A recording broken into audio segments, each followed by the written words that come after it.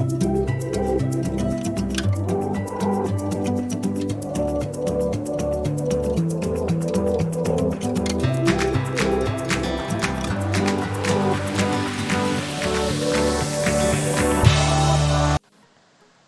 itu filsafat ilmu? Secara etimologi, filsafat berasal dari bahasa Yunani, yaitu philosophia, philos atau philia, yang berarti cinta, dan sophia yang berarti kebijaksanaan atau meletakkan sesuatu pada tempatnya, sehingga dapat diartikan sebagai suatu gagasan yang penuh kebijaksanaan dan kebenaran. Sedangkan secara terminologi, filsafat adalah suatu ilmu pengetahuan yang merupakan proses perenungan atau pemikiran untuk mencari hakikat kebenaran segala sesuatu. Filsafat ilmu merupakan bagian dari filsafat. Bidang ini mempelajari dasar-dasar filsafat, asumsi dan implikasi dari ilmu, yang termasuk di dalamnya antara lain ilmu alam dan ilmu sosial. Filsafat ilmu adalah filsafat yang mempelajari dan menyelidiki seluas mungkin segala sesuatu tentang ilmu.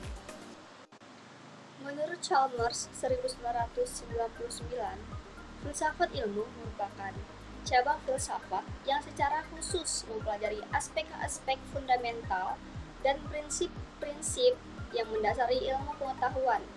Adapun menurut Lediman 2002, filsafat ilmu mencakup sejumlah isu penting seperti sumber, struktur, metode, serta nilai-nilai yang melekat dalam pengetahuan ilmiah.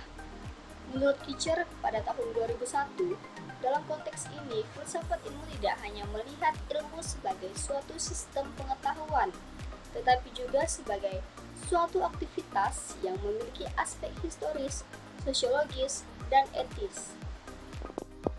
Cabang-cabang filsafat ilmu yang pertama yaitu epistemologi, merupakan cabang filsafat ilmu yang secara khusus menelaah pengetahuan serta pertanyaan-pertanyaan mendasar yang berkaitan dengan pengetahuan itu sendiri.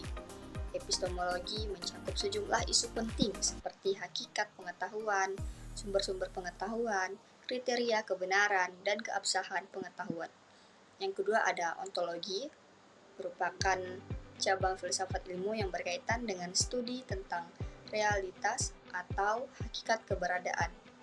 Ontologi mencakup berbagai isu penting seperti klasifikasi entitas yang ada, hubungan antara entitas tersebut, serta cara pengetahuan kita tentang realitas tersebut. Kemudian yang ketiga ada aksiologi, yang dimana cabang filsafat ilmu yang menelaah nilai-nilai dan pertimbangan etis dalam konteks ilmu pengetahuan dan kehidupan manusia. Aksiologi mencakup berbagai isu penting seperti sumber nilai, kriteria untuk mengevaluasi nilai, dan hubungan antara nilai-nilai etis, estetis, dan praktis. Yang keempat ada metodologi. Metodologi ini merupakan cabang filsafat ilmu yang berkaitan dengan studi tentang metode dan teknik penelitian yang digunakan dalam ilmu pengetahuan. Metodologi mencakup berbagai isu penting seperti prinsip-prinsip dasar yang mengatur metode ilmiah, kriteria untuk mengevaluasi keandalan dan validitas penelitian, serta perbandingan dan kontras antara metode kualitatif dan kuantitatif. Paradigma dalam filsafat ilmu. Positivisme. Positivisme ini menganggap bahwa ilmu pengetahuan merupakan satu-satunya sumber pengetahuan yang valid dan mengklaim bahwa semua pengetahuan harus didasarkan pada bukti yang dapat diamati secara langsung atau tidak langsung. Kemudian ada interpretivisme, berpendapat bahwa realitas sosial adalah konstruksi yang bersifat subjektif dan relatif, serta bahwa ilmu pengetahuan harus mencerminkan kompleksitas dan keunikan fenomena yang diteliti. Kemudian ada kritisisme. Kritisisme ini berpendapat bahwa ilmu pengetahuan tidak dapat dipisahkan dari konteks politik, ekonomi, dan kekuasaan yang lebih luas, serta bahwa para ilmuwan harus berkomitmen untuk mengungkap dan mengatasi ketidakadilan dan dominan dalam masyarakat. Yang terakhir yaitu ada pragmatisme. Pragmatisme ini berpendapat bahwa pengetahuan tidak hanya bergantung pada korespondensi dengan realitas, tetapi juga pada relevansi, kegunaan, dan efektivitasnya dalam mengatasi masalah atau mencapai tujuan tertentu. Yang terakhir ada realisme. Realisme ini berpendapat bahwa pengetahuan ilmiah dapat mencerminkan atau merepresentasikan struktur, sifat, dan hubungan yang ada di dalam dunia nyata, meskipun pemahaman ini mungkin bersifat tentatif, parsial, atau tidak pasti. Aliran filsafat yang pertama ada agnosticisme, merupakan suatu aliran yang berpendapat bahwa Allah itu tidak ada, karena tidak ada satupun manusia yang tahu keberadaannya. Secara etimologi, agnosticisme berarti seseorang yang tidak mengetahui. Yang kedua yaitu ada eksistensial, merupakan suatu aliran yang berpendapat bahwa manusia dipandang sebagai makhluk yang harus aktif dengan apapun yang ada di lingkungannya, dan semua yang dikerjakan oleh manusia harus dilakukan dengan secara sadar. Yang ketiga yaitu ada nihilisme. Nihilisme ini merupakan aliran yang berpendapat semua yang ada di dunia dan terutama manusia tidak memiliki satu tujuan. Yang keempat ada aliran filsafat monoisme, yang merupakan aliran yang berpendapat bahwa dari asalnya inti dari semua yang ada di dunia ini hanya ada satu, baik berupa materi maupun rohani, dan tidak mungkin semua yang ada di dunia ini berdiri sendiri tanpa ada yang membantu menopangnya. Yang terakhir yaitu rasionalisme, merupakan suatu paham yang berpendapat bahwa suatu kebenaran harus sesuai dengan pembuktian dan berdasarkan fakta dan bukan dari pengalaman indrawi. Apa yang Anda ketahui mengenai filsafat ilmu dalam konteks pendidikan?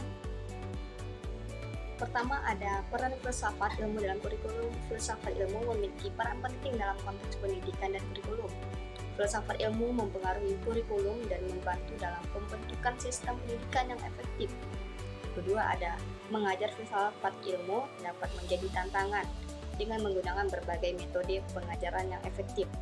Pendidik dapat membantu siswa untuk memahami dan mengapresiasi filsafat ilmu dalam konteks yang menarik dan bermakna.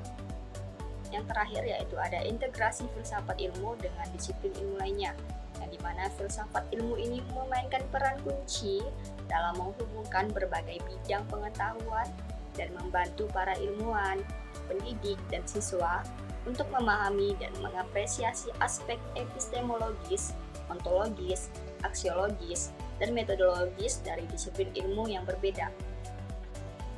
Apa yang Anda ketahui mengenai filsafat ilmu dalam pandangan pendidikan geografi?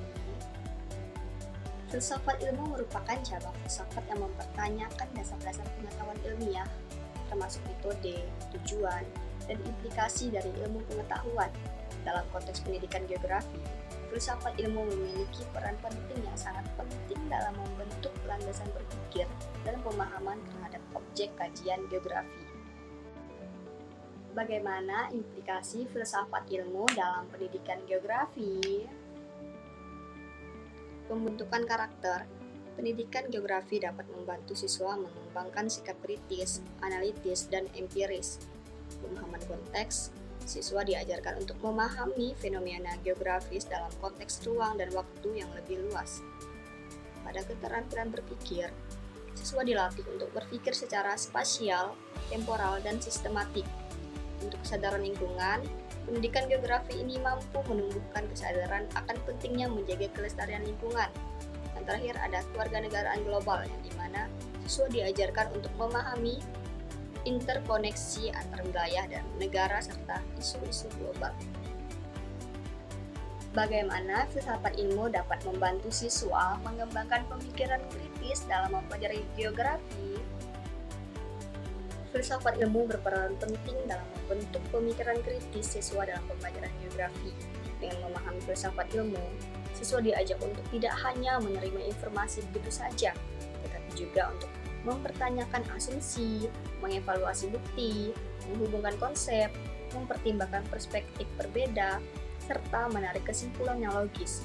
Penerapan filsafat ilmu dalam pembelajaran geografi dapat dilakukan melalui berbagai cara, misalnya melalui diskusi kelas, analisis artikel ilmiah, proyek penelitian, atau simulasi.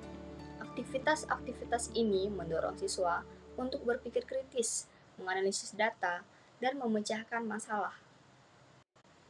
Bagaimana pemahaman tentang filsafat ilmu memiliki implikasi dalam kehidupan sehari-hari?